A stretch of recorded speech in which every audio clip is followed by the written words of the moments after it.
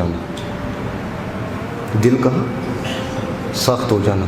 حضرت یقین کرو اب یہ بات کرنی پڑتی ہے، اللہ معاف کر چھڑ دوں، بندے نہیں جو معاف کر دے، بندے نہیں معاف کر دے، یہ دل کی سختی ہے۔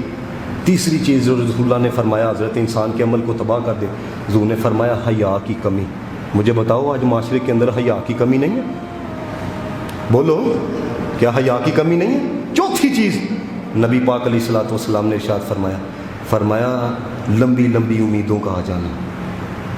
لمبی امیدیں، یہ دیکھو نا، جن لوگوں کی جتنی لمبی امیدیں ہوتی ہیں نا ان کی زندگی کے اندر سے اتنا ہی سکون نکل جاتا، جتنی لمبی امیدیں ہوتی ہیں۔ پانچویں چیز میرے نبی پاک علیہ الصلوۃ والسلام نے ارشاد فرمایا ظلم کا حد سے بڑھ جانا۔ ظلم کا سانحہ ماڈل ٹاؤن ہویا نا، وہ ایک الگ بات ہے کہ اس جماعت سے تعلق تھا۔ سانحہ ماڈل ٹاؤن، حضرت جن لوگوں کو وہاں پہ مارا گیا انصاف مل سکا وہاں پہ؟ بولو تو صحیح، وہاں پہ انصاف نہیں مل سکا۔ اور پھر آپ کو پتہ تھر کی کیفیت کیا ہے؟ تھر کی کیفیت، ارے وہاں پہ صاف پانی بھی، جہاں پہ جانور پانی پیتا ہے نا، انسان وہاں پہ جا کے پانی پیتے ہیں۔ اور میں پچھلے دن خبر پڑھ رہا تھا کہ ہمارے ملک کا ایک بہت بڑا عہدیدار وہاں پہ گیا ہوا تھا، 135 کھانوں کے ساتھ جناب ان کی مہمان نوازی کی گئی۔ حضرت کس منہ سے منہ کے اندر لقمہ ڈالا جاتا؟ بابیو ٹھیک ہے 5 سال دی حکومت ہے، 10 سال دی حکومت ہے، وہ صاحب بھی تو دینا جنا، اگر ایمان والے ہو تو پھر عقیدہ رکھنا، صاحب بھی تو دینا ہے نا۔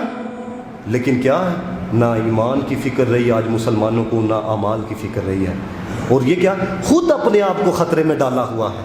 میں نے جو آج کا موضوع کیا نا مذمت، یہ ہم نے خود اپنے آپ کو خطرے میں ڈالا ہوا ہے۔ حضرت علی خواص رحمۃ اللہ تعالیٰ علیہ، دیکھو نا، جس بندے کے بارے میں پتہ ہو کہ یار یہ چور ہے، مجھے بتاؤ اپنی دکان کے اندر کوئی اس کو آنے دیتا ہے؟ اپنے مکان کے اندر اس کو آنے کوئی دیتا ہے؟ اپنی فیکٹری کے اندر اس کو کوئی آنے دیتا ہے؟ نہیں دیتا، اس کو پتہ ہے یار چور ہے، اور چور بھی بڑا نامور ہو۔ تو میرے دوستو، جس کو رب کائنات نے انسان کے لیے سب سے بڑا دشمن کہا ہے، شیطان، اس کے لیے ہم نے کس طرح راہ کھولی ہوئی ہے۔